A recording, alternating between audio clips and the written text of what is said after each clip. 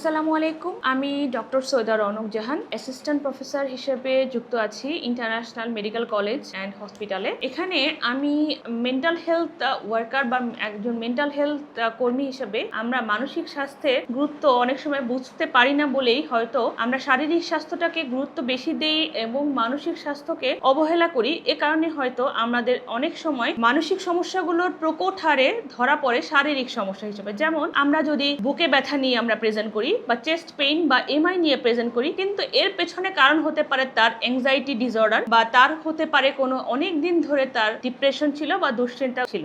এখন psychiatric disorder সম্পর্কে বা সাইকিয়াট্রিক সম্পর্কে বাংলাদেশের পার্সপেক্টিভে যে একটা ভ্রান্ত ধারণা রয়েছে যে বাংলাদেশে সাইকিয়াট্রি সম্পর্কে বোঝানো হয় যে এটি সাইকিয়াট্রিক পেশেন্ট, ডাক্তারের কাছে যারা যায় তারা সবাই পাগল। কিন্তু ডিপ্রেশনে একটা রোগী ডিপ্রেশন বা দুশ্চিন্তাগ্রস্ততায় ভুগছে, যে অ্যাংজাইটিতে ভুগছে, যে পার্সোনালিটি ডিসঅর্ডারে ভুগছে, যে অবসেসিভ কম্পালসিভ ডিসঅর্ডারে ভুগছে এবং এগুলোর কারণে যে সুইসাইডাল রেট বা আত্মহত্যা প্রবণতা বাড়ছে, এটিকে কি পাগল হিসেবে চিহ্নিত করা যায়? সাইকিয়াট্রিক ডিসঅর্ডার বলতেই সে পাগল না, এটার পেছনে অন্য মানসিক সমস্যা অনেক বড় একটা জিনিস। এবং মানসিক স্বাস্থ্য শারীরিক স্বাস্থ্যর প্রায় আমাদের ব্রেনের 30%টা অকুপাই করে থাকে আমাদের মানসিক স্বাস্থ্য। সো মানসিক স্বাস্থ্যকে অবহেলা করে কখনোই শারীরিক স্বাস্থ্যকে আমরা এগিয়ে নিতে পারবো না। এখানে একটা কথা বলে যেমন no health without the mental health. এই জন্য এই প্রত্যাশায় আমরা ইন্টারন্যাশনাল মেডিকেল কলেজে আমি থাকছি অ্যাসিস্ট্যান্ট প্রফেসর হিসেবে প্রতিদিন শুক্রবার এবং ছুটির দিন বাদে সকাল 8:30 থেকে দুপুর 2:30 পর্যন্ত 511 নম্বর রুমে। এখানে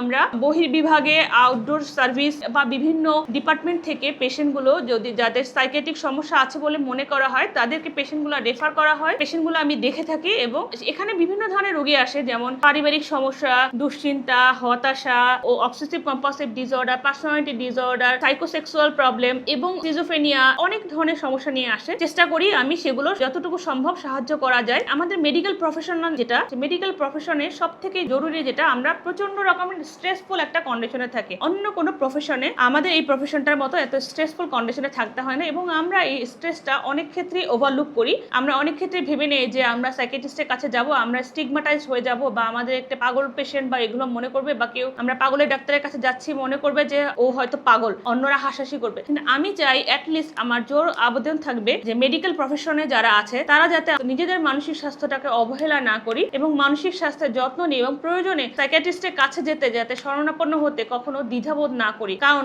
আত্মহত্যার চেয়ে চিকিৎসা নিয়ে বেঁচে থাকা বা কোনো রোগে সাফার করে পারিবারিক অশান্তি বা ডিভোর্সের থেকে রোগের চিকিৎসা করে আগেই এর প্রতিকার করাটা ভালো। তারপরও আপনাদের কারো যদি এই বিষয়ে কোনো মানসিক রোগ সম্পর্কে বা মানসিক রোগ সম্পর্কে কোনো কিছু জানার থাকে, বোঝার থাকে, অবশ্যই ইন্টারন্যাশনাল মেডিকেল কলেজে এখানে আসবেন। 511 নম্বর রুমে আমি প্রতিদিন শুক্রবার এবং অন্য দিন ছাড়া এখানে চিকিৎসা সেবা দিয়ে থাকি।